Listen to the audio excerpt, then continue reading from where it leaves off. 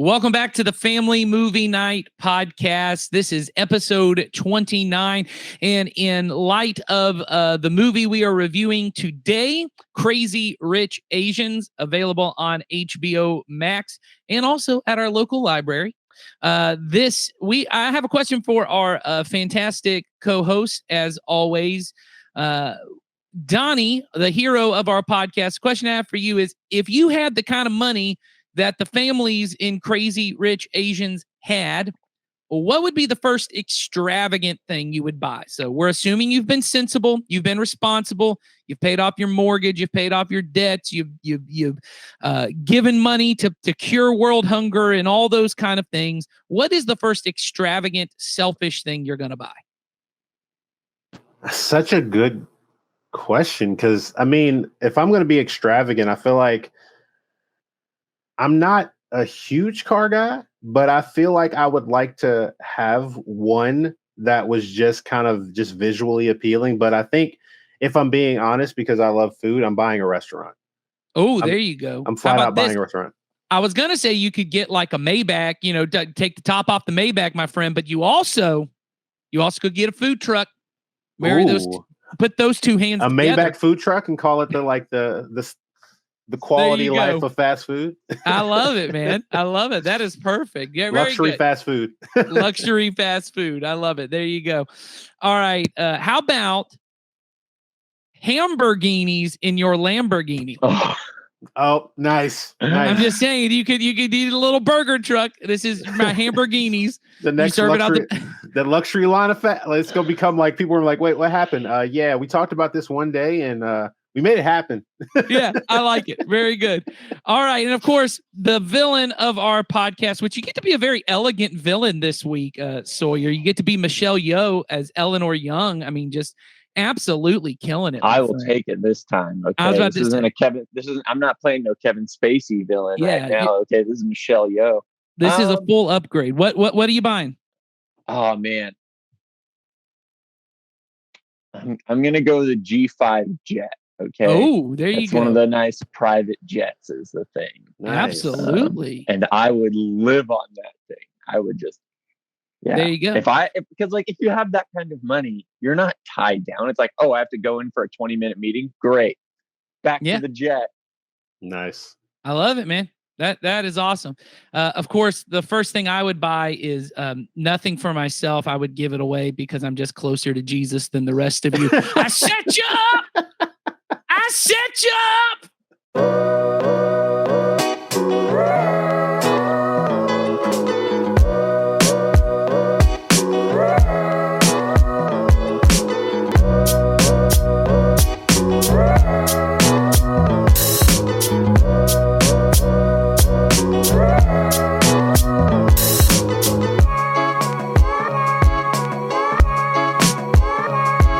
Welcome to the Family Movie Night podcast, where we want to help your family have better conversations around the content you consume. My name is Nathan, and I've already introduced you to my wonderful co-hosts, Donnie and Sawyer. Unfortunately, Heidi couldn't be with us because she's in her own extravagant location, Denver, Colorado. So, maybe not as fantastic as Singapore, but we are getting to cover a wonderful movie today called Crazy Rich Asians, which came out in 2018. It's available on HBO Max. And as I was telling my co-host, if you have a library card, I believe it is still at the Coweta County Library. You can watch it there. If you don't know what the movie is about, it is about Rachel Chu, who accompanies her longtime boyfriend, Nick, to his best friend's wedding in Singapore. But she is surprised to learn that Nick's family is not only extremely wealthy, but crazy rich, and that he's considered one of the country's most eligible bachelors. And she's thrust into the spotlight, but now she must contend with jealous socialites, quirky relatives, and something far worse, Nick's disapproving mother. And we're going to talk about that in just a minute. But first, Donnie, why don't you tell them what we do on this podcast? On this podcast, we encourage every family at Community Christian Church to have a monthly movie night to help you and your children build memories and start conversations that matter. The goal of our family ministry is to help you raise your children to love Jesus and his way of life above all other things. And we know that critical to that is for you to have a routine, regular time of connection and shared experiences that help you build stronger relationships. And we believe that movie nights are a great opportunity to do that. Whether you are experiencing joy or laughter or even fear and sadness, we think that movie nights are a great opportunity. And on this podcast, we want to not only recommend some movies that we love, which today I'm guessing we're all recommending this movie, but more than that, we want to encourage some great conversations that you can have with your kid during or after the movie.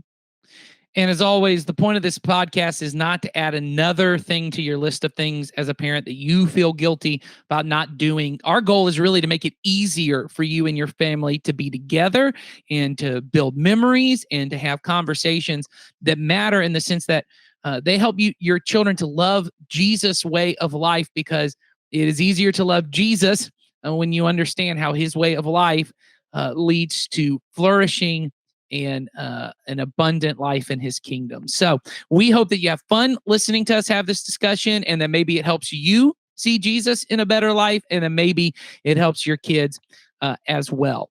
So before we get into talking about this movie, we did want to kind of put out, we try to do this whenever we can. This movie is probably best for middle school and up. It's probably not best for elementary kids. There's nothing too objectionable in it, but one, I think most of the themes and what's working in this movie, your elementary kids are probably not going to resonate with.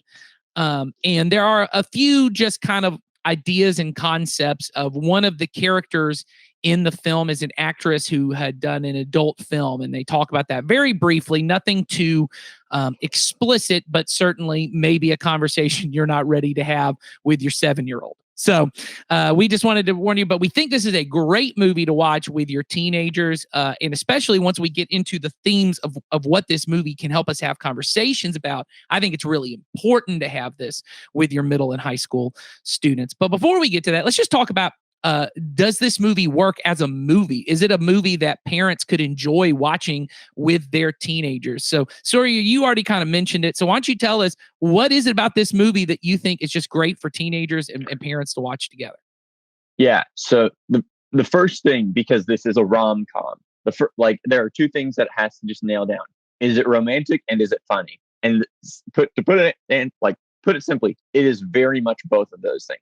Let's start with the funny.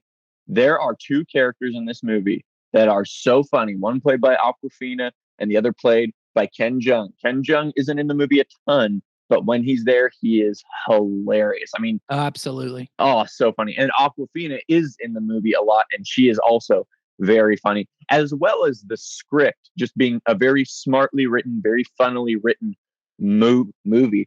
It is an excellent comedy. And then the romance stuff, I'm a softie. I like good romance. Okay. It's very, very good, to say the least. Okay.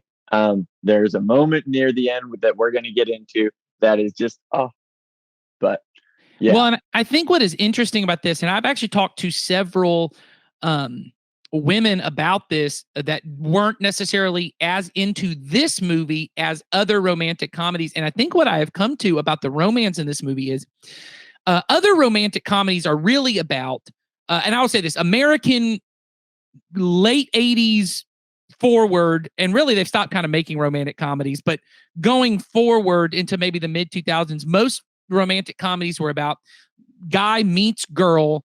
They're kind of opposites attract usually. They then somehow fall in love. There is something that pulls them apart, right? And then they have to come back together. This movie, what is different is the challenges that face Nick and Rachel in this movie is not their romance or attraction for one another. It is kind of taken for granted from the middle of the movie that these people are just in love. From the beginning of the movie, we see these people are into each other. They love each other. They want to be together. That's never even really questioned the entire movie. What makes this movie very interesting for American romantic comedies of the last 30 years is that the challenges that face them are external to the relationship. And I think that's an interesting, and I think that may be hard for certain people. Like if the kind of movie that you thought Crazy Rich Asians was going to be is a She's All That or a You've Got Mail, or even, later kind of romantic comedies, right? this is not that kind of one. But I agree with Sawyer. I think it's a very romantic movie. It's a movie that talks about love, kind of overcoming things. I think it's very powerful in that way. Well, and I think what you're talking about, Nathan, is kind of for me what makes it excel. Look, I love When Harry Met Sally. It's my favorite rom-com of all time by far. But what this movie does better than Harry Met Sally is it has a very relatable romance, because in real life, right, it's not like you meet someone and then a week later you're engaged. Okay. In real life, you meet someone, fall in love, meet their parents, and then you start having apprehension. Okay. That's how it works in real life. Okay. Yeah. And it can confirm. Okay. And so that is a very, very human story that they're telling. Well, there we go. Now we're reading Sawyer's mail. So let's get into Donnie. Donnie, what did you think about this movie? Do you think it works? Is this a movie that teenagers are going to like to watch with their parents? Oh, absolutely. I mean, I think what you all have already said. I mean, I think the comedy works really well. I think the comical characters have a good mixture of being comical, but also full of heart, because their interactions are like, even when they're like being funny, sometimes there's a funny comment they may make to them, but then there's so much heart behind the statements that they do make that it gives their characters like a full breath of life. Yeah. But I mean, every character that was cast, I mean, I think they did their jobs and roles to make the movie as good as it could be. I mean, you have the contrast between all of the characters as far as the mother-in-law and, the main characters. I mean, I thought they did a great job. It's very entertaining. I mean, I definitely would recommend for that audience, definitely. Well, and Sawyer mentioned Awkwafina, who certainly was the breakout star of this movie. I mean, she was later cast in Jumanji, Raya and the Last Dragon, which we've covered on this. She made it to a Marvel movie, which is now like the pinnacle of big budget cinema, right? But then she's been in a ton of little indie darling kind of films. Anyway, just absolutely breakout. But Jimmy O Yang from Silicon Valley is where I remember a TV show, Silicon Valley, plays Bernard Tai in this, kind of the kind of extravagant, crazy cousin who throws the big party. He is hilarious in this. Ronnie Chang, who you might know from The Daily Show, as Eddie Chang, very funny, kind of this nervous energy guy who's very focused, who's trying really hard to be very extravagant. The cast is just killing it on every level. And then, of course, when you throw in on top of that, you have, sorry if you heard that pop, that was Sawyer coming back into the chat. He got kicked out. I was tired of his nonsense. But my Wi-Fi sucks today, guys. I'm sorry. That's all right. But of course, we haven't talked about Rachel Chu. Constance Wu, who plays Rachel Chu, is just absolutely wonderful. We're probably going to talk a lot about her. Henry Golding as Nick Young, who I know was in contention for Shang-Chi, but ended up playing Snake Eyes, the G.I. Joe origin movie, which did not fare as well for him. I apologize to Henry Golding. I think he is wonderful, and I hope he gets another thing. But let's just talk about Gemma Chan for a moment, who plays Astrid, who went on to be in the Eternals for Marvel. But I think she's just absolutely wonderful. She's completely elegant. She plays the character. Just so you know, I've read the books, Crazy Rich Asians books by Kevin Kwan, and Astrid is by far my favorite character. And I thought Gemma Chan kind of is playing, once again, giving spoilers away, this woman who's very elegant. She comes from wealth. She kind of is almost a future example of Rachel and Nick's relationship, in that she comes from this wealthy family. She ends up marrying a guy who did not have money, and their relationship is kind of falling apart. Did that? It's kind of a B plot. Did that work for you guys? I thought that was just such an emotion, especially that final scene with them together. Oh yeah, so emotional. Her interaction with her, because there's so much in those moments that I think it's very difficult to grasp in such a very short period of time. Yeah. And to be able to do it so well, because they showed you, okay, here's a struggle. And then they showed you, okay, this is decisions that are being made in a length of time. And then you see the conclusion of it. And it doesn't always have to be this, this fight. It doesn't always have to be this, because in most movies, they make it where it's like this huge, blow up scene where it's and they have to destroy stuff. And it's it was elegantly done in a way that showed she was like, okay, look, I'm not going to lose myself. Yeah. As a result of what you losing yourself. Well, and I think what's interesting is he really wanted that. He felt like her lack of passion, her lack of yelling and screaming and hitting was a sign that she didn't love him and she didn't care for him because she wasn't emotionally affected. And I just thought that. Sawyer, did that whole character and dynamic work for you?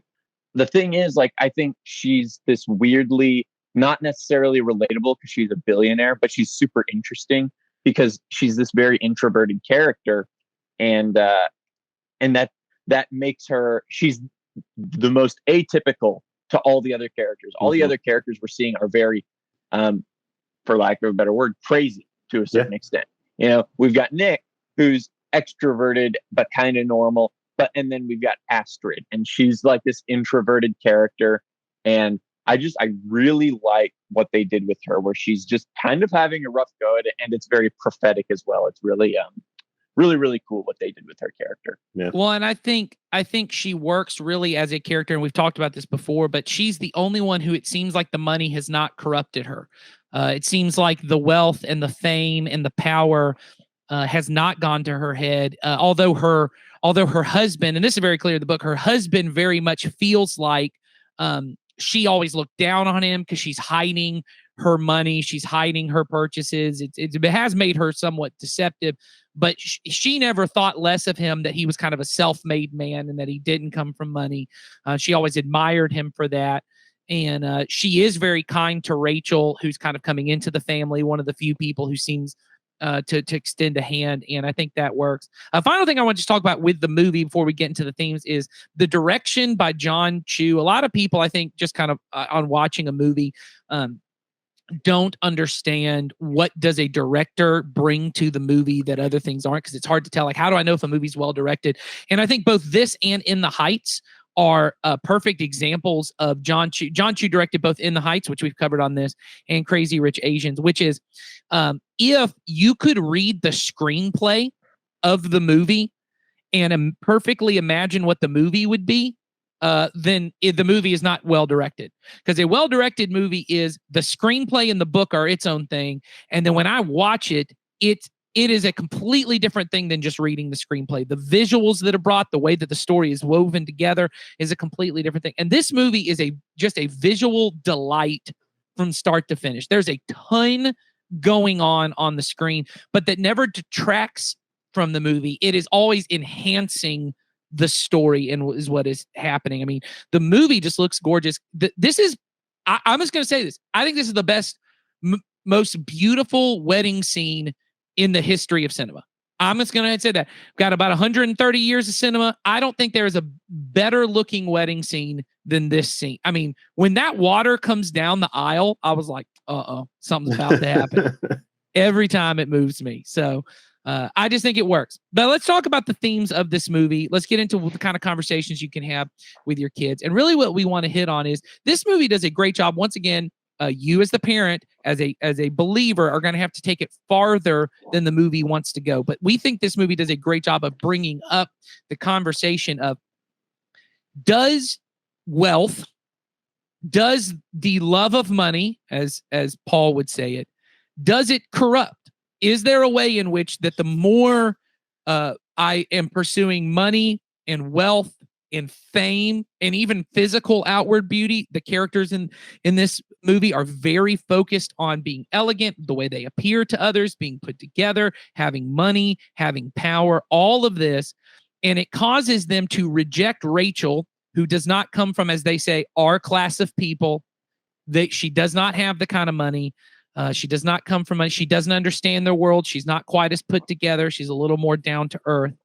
And I think for children and teenagers who are raised in America, where every commercial, every movie, every music video, everything on TikTok is telling them, hey, the kind of life you want is the one where you can buy a G5 and just set off to Singapore if you need to, right? Or open your own Hamburginis restaurant. Like that's the American dream, is to have the kind of money where you don't need anyone and you can do everything on your own. But there's a way in which all the people, except for Astrid, as we've talked about in this movie, are a little corrupted by the amount of wealth. And here's how I want to start in our conversation. Donnie said this, I thought, really well when we were talking before, of the opening scene of this movie is so telling for the rest of the movie. And in case you don't know, the movie begins with Eleanor Young, who ends up being kind of the villain of our movie. It shows up with her young children to a hotel, a very wealthy hotel in London. And the people who are running the hotel dismiss them, won't let them use the phone, won't let them come inside. They deny their reservation, partially probably, it doesn't say, but partially probably because of a racist or prejudice motive, but also just because of their prejudice about wealth, right? By the end of the movie, Eleanor has become the one who is denying people privileges and rights because of her own prejudice. And the more that she has money, it kind of corrupts that. So, Donnie, why don't you start us off? How do you think this movie helps us have the kind of conversations of, hey, the pursuit of money, the pursuit of success, the pursuit of wealth, there is a way in which it can actually lead you away from the pursuit of Jesus. You want to start us that conversation? Yeah, I mean, I think a lot of times when you're pursuing things, especially anything that will return a big investment financially, like, I think it's very easy to feel like you have to put everything into it, including your time and your relationships. And when I say that, is that, like, in the sense of, often what people say is, well, to be successful, you have to kind of focus only on this thing primarily and nothing else. Yeah, you got to hustle. Got to be a hustler. Exactly. Yeah, absolutely. And so, like, you have to constantly hustle. And if that means that sometimes relationships fall by the wayside or things like that, the thing is, oh, well, that's collateral damage. They weren't built for this. And they say things good. Like that. And I'm like, that's not true. Maybe because the idea, when I think of, like, when you have a comeuppance, you should be a person that brings people up with you. You should bring up everyone. Like, it's not the idea of, hey, I'm looking down on you. It's, hey, I'm here and I want you to be able to excel with me. Because the idea of what Jesus tells us to do is to, give away what we have to help others, to constantly help others along the way. And that our wealth shouldn't be considered, not focused on, like, what we can attain or what we can build to show what we have, but to show it in how we love others, how we care for others, and all those things. And I think having that conversation with your children, are going, hey, look, I don't have any problems with you pursuing success, but don't let success be the goal, the end goal. The goal should be to be able to take what you have to be able to help others, to learn how to be able to take it and distribute it, so that you don't become too tied to the things and you build on that kind of thing. So, well, and I think what there's a lot of stories out of the life of Jesus where what you're talking about there, Donnie, I think is huge. And in case there was a moment I kind of had you cut out, so I want to kind of summarize it in case it cut out on the recording. Donnie said there is a way in which if I pursue, if the end goal is I want to have this money, I want to have this success, that can lead me away from the pursuit of Jesus, because pursuing Jesus will always lead me towards how can I use what I've been given to bless others, that we are blessed to be a blessing. That it's not necessarily that if I am somehow wealthy, or if I can't change the fact, the people in this movie couldn't change the fact that they were born into wealthy families. Exactly. Right? They can't change that, but they do change their response to it. Exactly. Is my response to wealth to hoard it? Right? There's a story Jesus tells, a parable of a guy who has one barn and decides, I want to, and I know that seems silly as a comparison, but it really would be like he's got one bank account and it's getting a certain level of interest. And he goes, oh, if I just put more money in, I can boost up to this other level of interest and hoard all my wealth to myself, so that I am taken care of. And then the parable is that night the man dies, and all of it gets taken from him anyway. It didn't matter how big his barns were. And Jesus says, hey, you should use your wealth to in a lot of different things. One, store up treasures in heaven, Mhm. not store up treasure on earth, which is always, what are the things that are treasured in heaven, right? The things that God treasures, people, right? Justice, mercy, those kind of things. So how do I use that money to, as you said, bring other people up? That should there really be a world, and I think it's great, should there be a crazy rich world where there are people who have billions and billions of billions of dollars and people who have absolutely nothing? Yeah. And the question is not, and this is where I think people want to get into, is, well, how should the government distribute, or that's not even our question, because I know even when you hear that dichotomy, everyone wants to get kind of siphoned off into political arguments. The question is, if I am a person who has been blessed with this level of fame or success, there's a way in which I can believe I earned that because I hustled for it. Mm-hmm. And I think the kingdom of God, the Jesus thing, is all of that is a gift.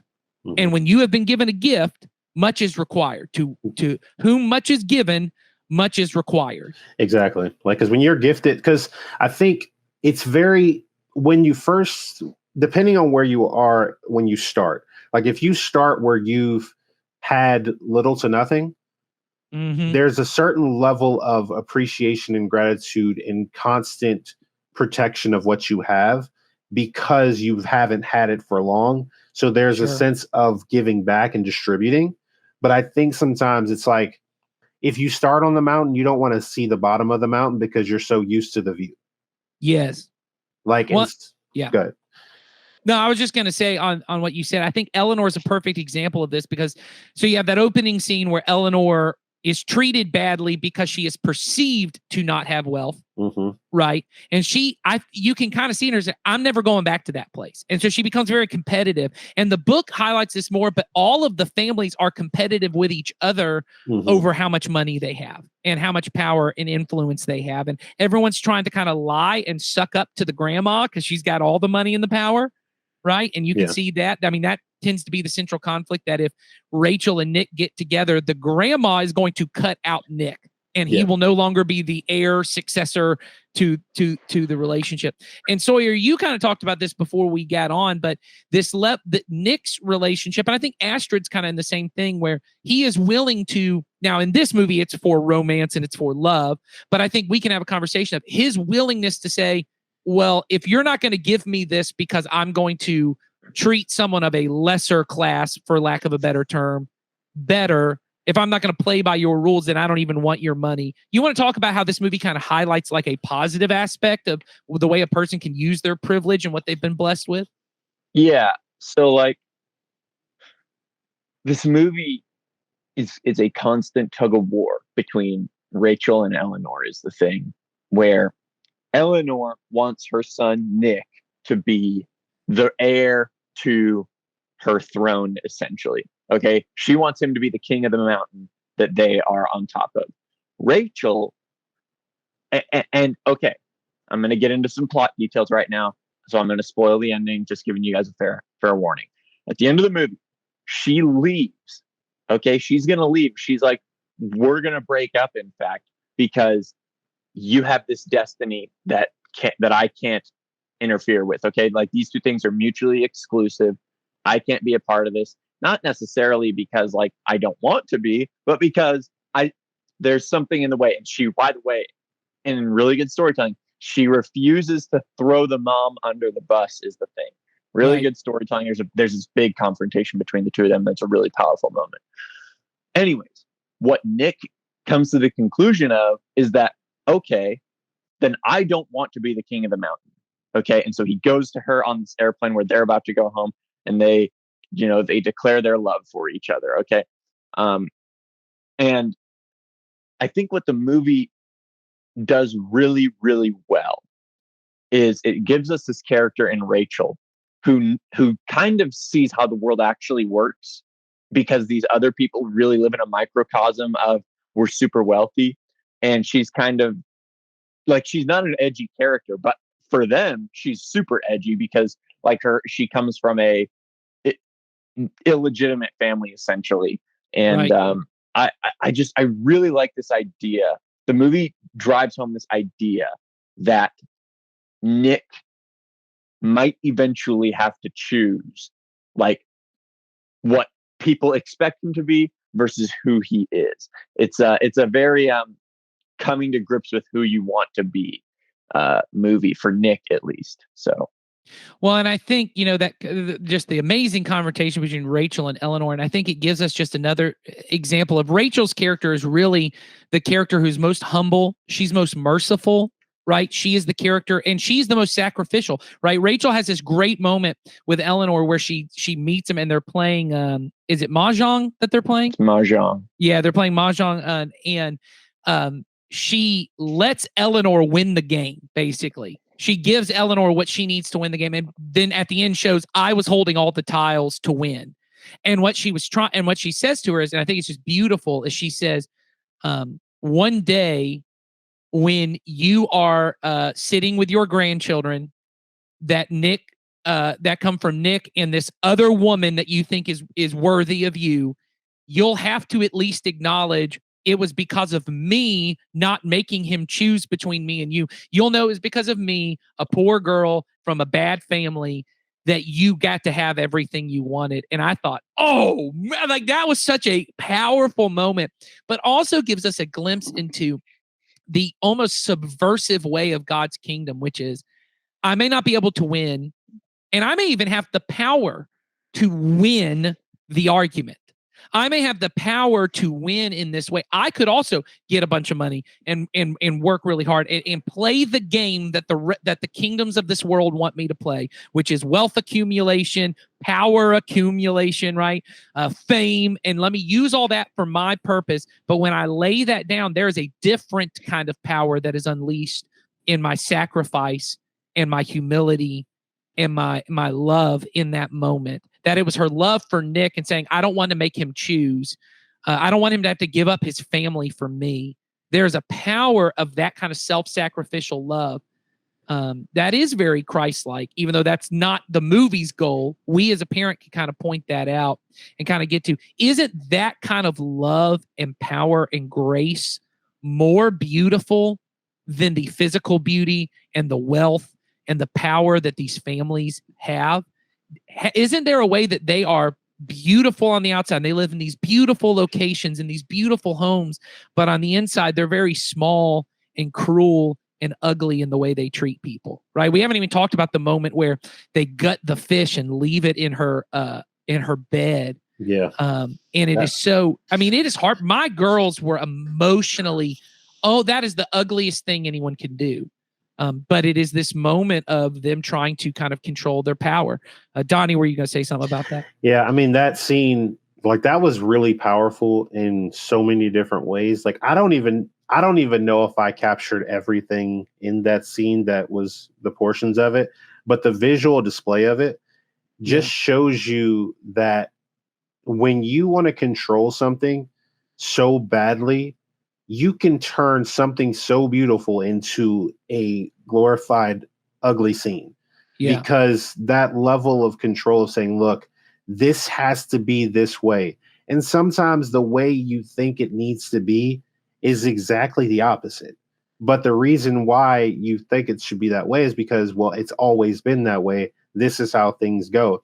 And like a perfect, dichotomy to that is that Jesus was exactly that way. As he said, he came in, they were doing one thing. He said, no, we're not going to do that. Right. We're going to love our enemies. Yeah. We're not going to create all of this like division. We're going to come together. We're going to we're going to love those that sometimes want to bring harm to us. We're not going to lord our power over other people. He explicitly says the kings of this world, that's how they do it. Not so with you. Exactly. And that type of thought is so different, because when we want so badly to keep things as they are, sometimes what we think is good is only good because it's the only perspective we've ever known. It's like the idea of like when you've never climbed a tree to see what's at the top, then you may not know that where you thought you were wasn't actually the most perfect view. It was just the view that you were comfortable with, the view that you had become like able to attain. Whereas if you continue to climb and continue to grow you'll see things bigger and better than they ever could have been. Well, and I think what you're getting to, Donnie, there also just gets, because I had to say this to my girls a lot, is, these people look very big and powerful because of their money, but there's a way in which they become very small and honestly very afraid. I said the reason they're those, because that scene happens kind of on the bachelorette party with the other socialite girls who all want Nick because he's this eligible, and they're trying to kind of drive her away. And I said, they're really afraid of her. And I said, she doesn't have any money, any of that, but kind of her confidence, her love for Nick, their relationship makes them so afraid, because once you have power, once you have money, you do take the route that Jesus said not to, of, I want to lord this over people. Yep. I become very competitive. I'm afraid someone's going to take this from me. I need it. Jesus says in the Sermon on the Mount, his commands about do not worry are come directly after his commands about storing up treasure in heaven and not letting money be your master, because it almost seems like the more money you have, the more your anxiety and your worries go up, right? Because I feel more territorial and more need to kind of keep this to myself and more fear-based. Yeah. But in the self-sacrificial, self-giving kingdom of Jesus, and Donnie, you mentioned this earlier, perfect love drives out fear, and perfect love is self-sacrificial love. Exactly. And, all right. Did you have anything you wanted to say to kind of wrap that up, Donnie? I have one last thing I want to talk about, but I want to give you something. So I think in that, like, especially going with the idea of, like, as you attain wealth is essentially a reputation thing. It's something that can come and go. And so I think the thing that I think is intimidating to the rest of them is the fact that Rachel is character and their reputation. If they lose their money, what are they? Who are they? What is their identity in? Whereas Rachel doesn't have money, doesn't have all these extra things. All she has is her integrity, her ability to love Nick at her fullest, and to be who she is. And in that, like, in those moments, anyone can strip away your wealth at any time. Anyone can strip away your level in, like, the list of people, but they cannot change or take away your character if your character stands strong in core beliefs of being that person.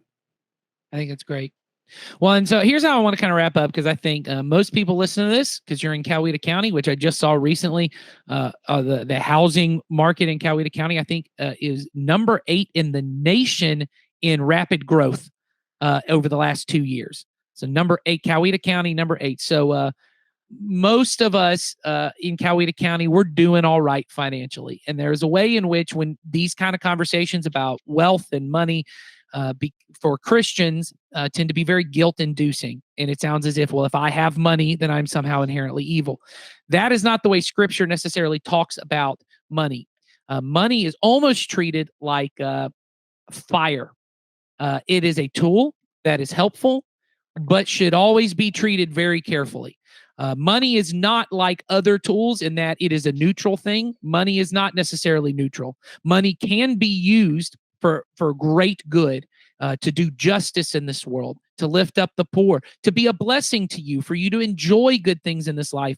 But money is not fully neutral. If it is not handled in a Christ-like way, it can be corrupting and corrosive to our lives. And so it is very important that we teach our children what is the solution. And Jesus says the solution to greed, this is in the Sermon on the Mount, and then worry around that, is to seek first the kingdom of God, to make my pursuit not more money for me, more success, more power, but to see that everything I have in life is a gift. He says, look at the flowers of the field and the birds of the air. Doesn't God clothe them? Doesn't God feed them? Why are you so worried?